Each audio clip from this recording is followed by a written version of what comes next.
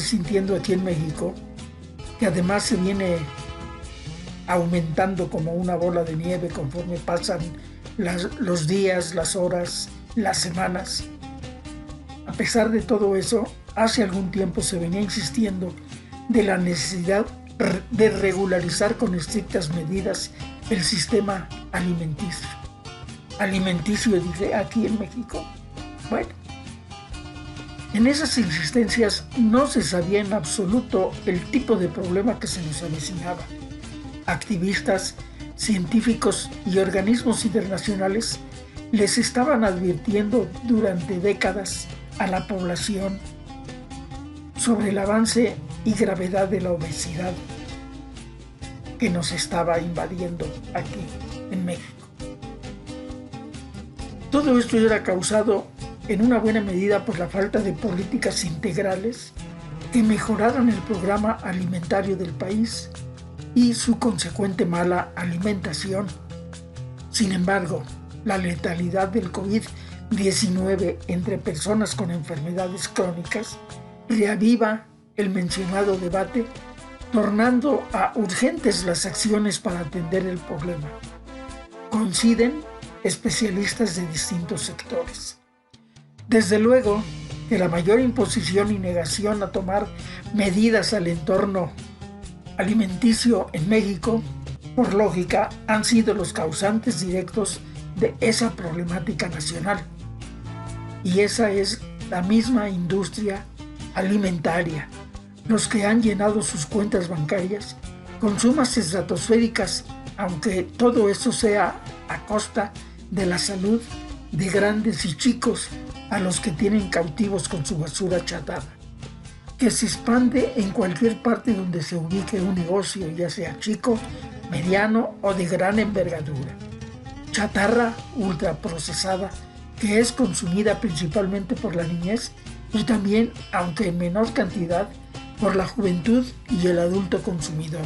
A todo lo que estamos observando queremos recordar las palabras de Simón Barquera, que dijo: "Este es un momento en el que tenemos que reflexionar sobre la seriedad que se le tiene que dar a resolver las enfermedades crónicas, porque hay muchas cosas que ya sabemos que se pueden hacer", dijo Simón Barquera, experto en alimentación y director del Centro de Investigación en Nutrición y Salud del Instituto Nacional de Salud Pública.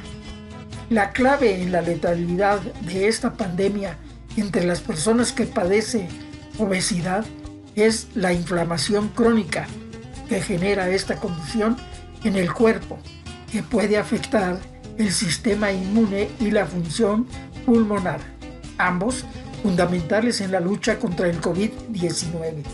Expone en un resumen de la investigación médica difundido por la Alianza por la Salud Alimentaria. La inflamación, que normalmente funciona como mecanismo de defensa del organismo para evitar daños en tejidos ante amenazas biológicas o físicas en las personas con obesidad y enfermedades crónicas, se convierte en una condición constante que genera una hiperactividad en las células del sistema inmune, lo cual daña a las defensas naturales del cuerpo y le impide defenderse efectivamente ante enfermedades como el coronavirus.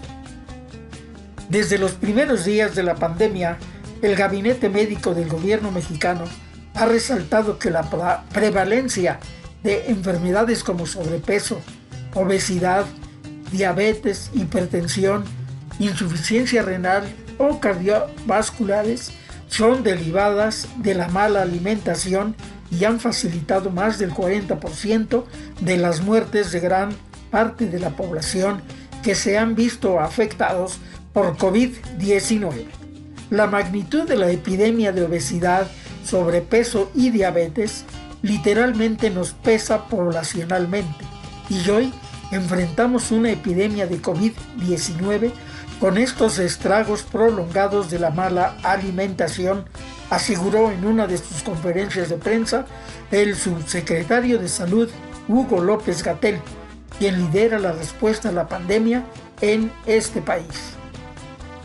El SAR Anticovid de México Explicó que es equivocado responsabilizar al individuo sobre cómo se alimenta, pues la causa raíz son los alimentos que se encuentran disponibles, lo que otros expertos han llamado entornos alimentarios o, en el caso de barrios o pueblos, con una oferta de comida poco nutritiva, que son denominados desiertos alimentarios. En México tenemos una monstruosa y monumental sobreoferta de alimentos industrializados de muy bajo valor nutricional y altísimo poder calórico en forma de bebidas o en forma de productos sólidos, añadió López-Gatell. Entre otras cosas, López-Gatell ha confirmado lo que ya siempre se sabía y lo que lastimosamente se ha ignorado. Siempre que se ha querido meter en cintura a los fabricantes de este veneno, que se ha introducido sin encontrar objeción alguna por parte de nuestras autoridades del sistema alimenticio, y mucho menos no se le ha querido poner atención por parte de los padres de familia, que tal vez sin darse cuenta han estado coadyuvando a la gravidez del problema. Para dimensionar el problema, el funcionario detalló que la mitad de las muertes registradas anualmente en México, unas 300,000, según el promedio de la última década, están relacionadas con una mala alimentación basada en excesos de sal, grasa, azúcar o calorías totales. En el interior de la República, a los indígenas se les ha quitado el agua, pero llegaron los refrescos, dando como resultado que ahora este sector poblacional se encuentren pobres y diabéticos esperando la llegada del COVID-19. Dado el carácter global de la pandemia de obesidad y diabetes, las complicaciones en pacientes de COVID-19 no son algo exclusivo de México y comienzan a observarse en distintas latitudes del mundo, de manera sobresaliente en Estados Unidos, que comparte con el país los mayores índices de sobrepeso y obesidad. En lo que ya es considerado el mayor estudio entre personas afectadas por COVID-19 en Estados Unidos, un grupo de investigadores liderados por Christopher M. Petrilli identificaron a la obesidad como la condición crónica con la mayor asociación a padecimiento crónico por coronavirus y como uno de los principales factores de hospitalización. Entre 4.103 casos analizados en Nueva York entre el 1 de marzo y el 2 de abril, lo que representa el 71.9% de estos casos que se presentó al menos una enfermedad crónica. Y esas cifras se dieron a conocer ya hace casi un mes. ¿Se imaginan el crecimiento de las mismas hoy en día? La enorme carga de obesidad y otras condiciones críticas entre los estadounidenses nos ponen directamente en riesgo, señalaron los doctores David S. Ludwig y Richard Mailey del Hospital Infantil de Boston al New York Times a fines de marzo. De hecho, dijeron, con tasas de obesidad en Estados Unidos mucho más altas que en países afectados como Corea del Sur y China, nuestros resultados económicos y de salud podrían ser mucho peores. De acuerdo con datos oficiales, el 71.6% de los estadounidenses de 20 o más años padecen sobrepeso u obesidad, una estadística que se ensaña con afroamericanos, hispanos y personas con menor educación. Si comparamos México con países de América Latina, encontramos que nuestro país es el principal consumidor de productos ultraprocesados. Esto quizá tenga más que ver con la cercanía cultural, física y geográfica que tenemos con Estados Unidos, explicó la nutrióloga Ana Larrañaga, directora de la organización Salud Crítica, y dijo, nos llegan con mucho mayor fuerza los impactos publicitarios y las corrientes de la vida cotidiana, de Estados Unidos y eso impacta la forma en la que consumimos los alimentos. Los hijos de la comida chatarra y de décadas de apatía oficial hoy ocupan los hospitales del país. La sobreoferta monstruosa de comida chatarra a la que se refirió Hugo López-Gatell es una consecuencia de políticas de apertura y desregulación comercial típicas del neoliberalismo y acentuadamente por el Tratado Libre de Comercio y América del Norte. Revelan numerosas investigaciones que incluyen el libro Eating NAFTA, Trade, Food, Policies and the Destruction of Mexico, editado por la Universidad de California. Como ejemplo de estos procesos, la importación de fructuosa desde Estados Unidos creció 500% y el consumo de cereales azucarados se triplicó.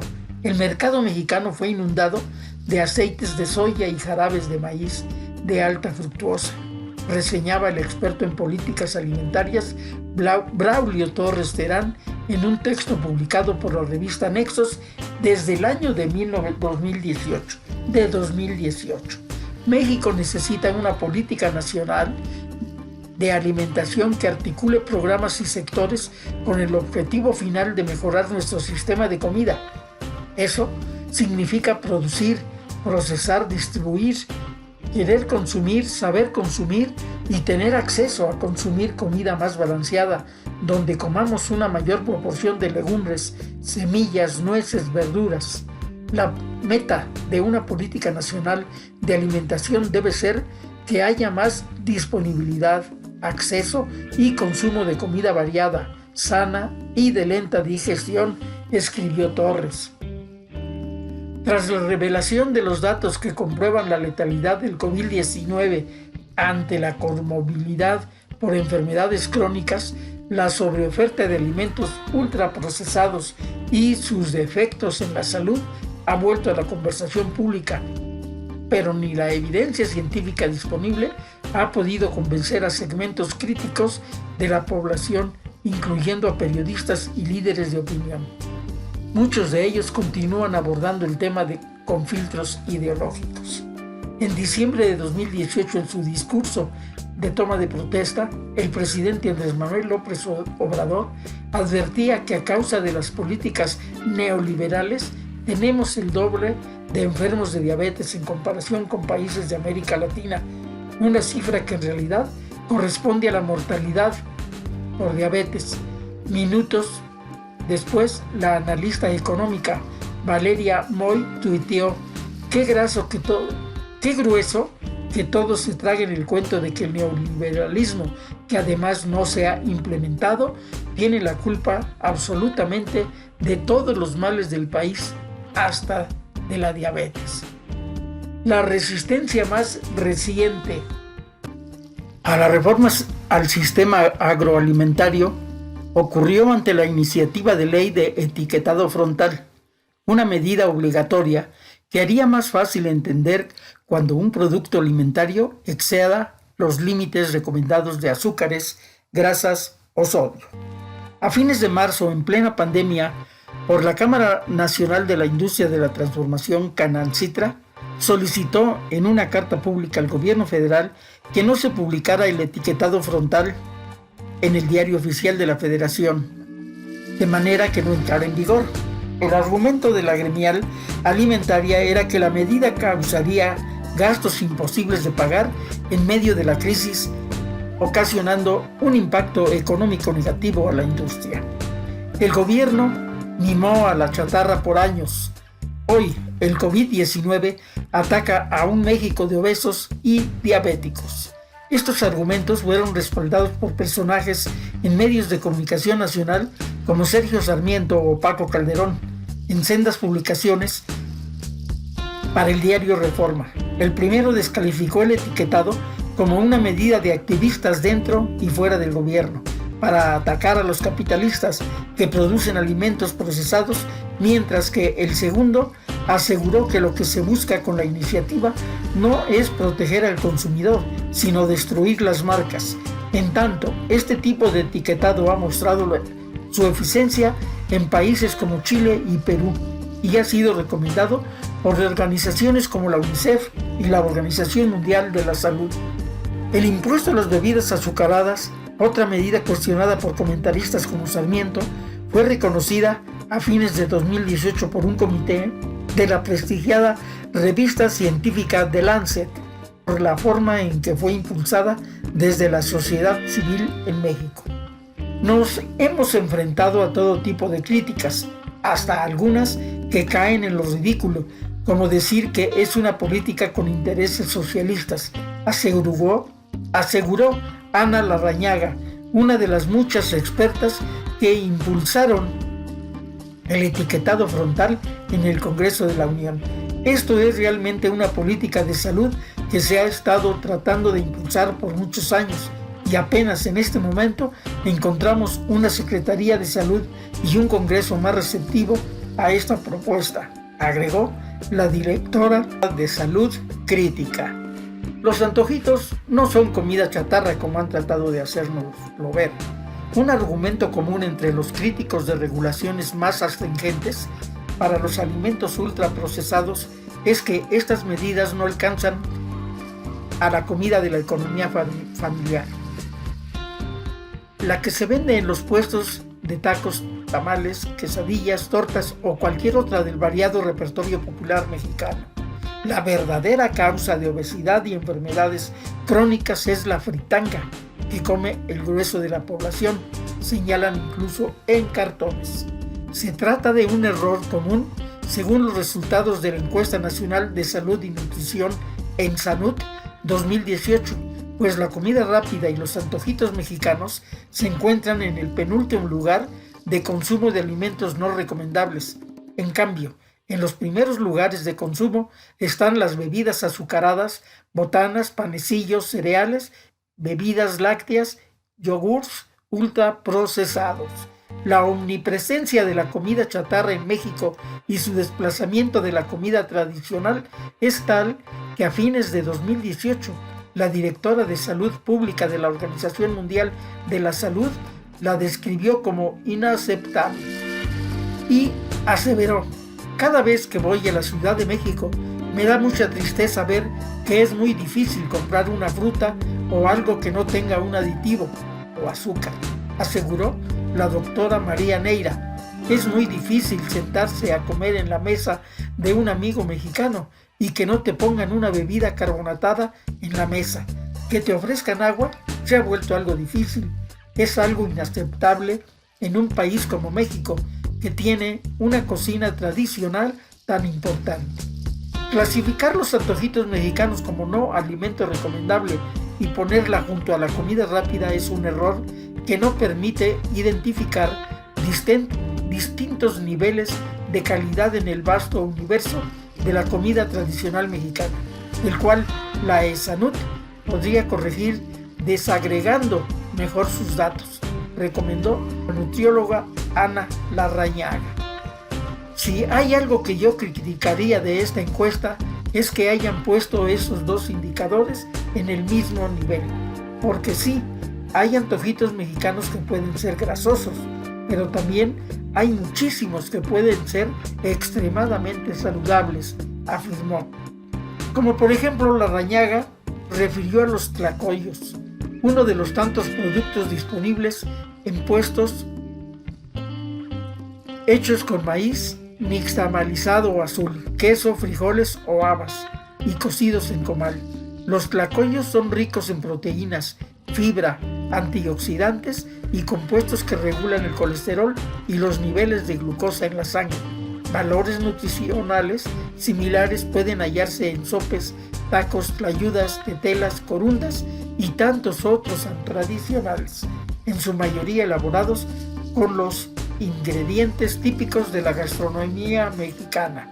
Si la comida mexicana fuera la raíz del problema, hubiéramos visto el incremento en las cifras de obesidad muchísimo antes que la llegada de los productos ultraprocesados, y no ha sido así, aseguró Larrañaga.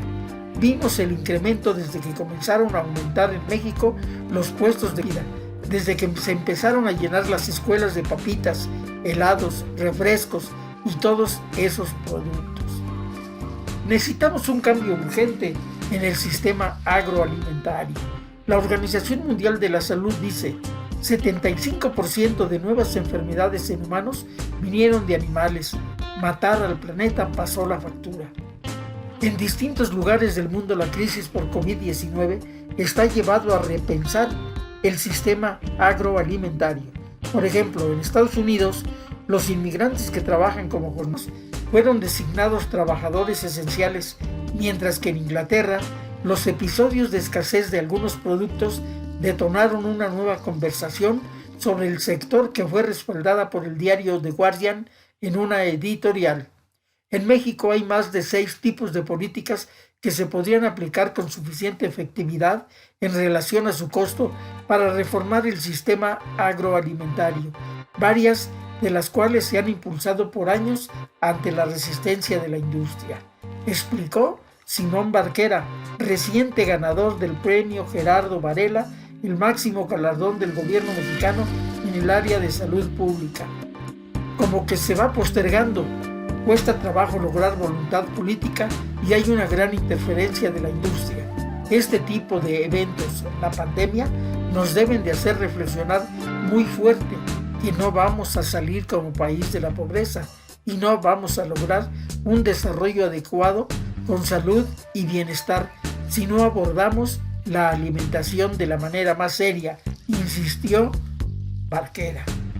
Uno de los compendios más minuciosos de los cambios necesarios para contrarrestar la epidemia de sobrepeso, obesidad y enfermedades crónicas en el país fue publicado en 2018 bajo el título La obesidad en México, un esfuerzo conjunto entre la Universidad Nacional Autónoma de México, el Instituto Nacional de Salud Pública y la Academia Nacional de Medicina, con la participación de más de 75 científicos de áreas tan variadas como la epidemiología y la economía. El libro ofrece 10 recomendaciones de política pública para atajar el problema. Y aquí vamos a terminar la charla de hoy dándoles a conocer esos 10 puntos que son muy importantes y que todos debemos de tomar muy en cuenta. El número 1 es actualizar y fortalecer el marco legal para la implementación de las políticas y programas de prevención y control de obesidad para evitar conflictos de interés. El 2, promover un sistema alimentario que favorezca el consumo de dietas saludables y que minimice los impactos ambientales. El 3, incluir y reforzar las intervenciones para la prevención de la obesidad en tempranas etapas de la vida. El 4, implementar intervenciones para garantizar entornos alimentarios saludables, espacios recreativos seguros y educación alimentaria en las escuelas. El número 5, fortalecer la regulación de la promoción y publicidad de alimentos y bebidas dirigidas a la niñez. El 6, modificar el actual etiquetado frontal de alimentos con base en las recomendaciones de expertos en nutrición y salud y a impuestos, subsidios para aumentar el costo de alimentos y bebidas no saludables o de alimentos saludables. El 8, facilitar y promover estilos de vida activos y mejorar los espacios públicos y el transporte para fomentar la actividad física. El 9, nos habla de aumentar la detección y mejorar la calidad de la atención del paciente con obesidad y sus comorbilidades. El número 10 nos dice desarrollar un plan de comunicación basado en evidencia para el cambio de comportamientos relacionados con sobrepeso y obesidad, con enfoque en el curso de vida y con alcance nacional. Con esto, queridos amigos, estamos dando por terminada la charla de hoy y les damos las gracias a todos los que se esperaron a llegar hasta este punto. Les estaremos agradeciendo mucho, muy fuerte el que ustedes se suscriban a nuestro canal, que nos dejen sus puntos de vista aquí abajo en los comentarios del canal y que se suscriban a él. Les vamos a agradecer infinitamente todo eso y esperamos contar con su amable presencia para el próximo en el que estaremos platicando también aquí en Rafa Pimentel Info. Que permanezcan bien con toda su familia. Recuerden guardar la sana distancia. Gracias por todo.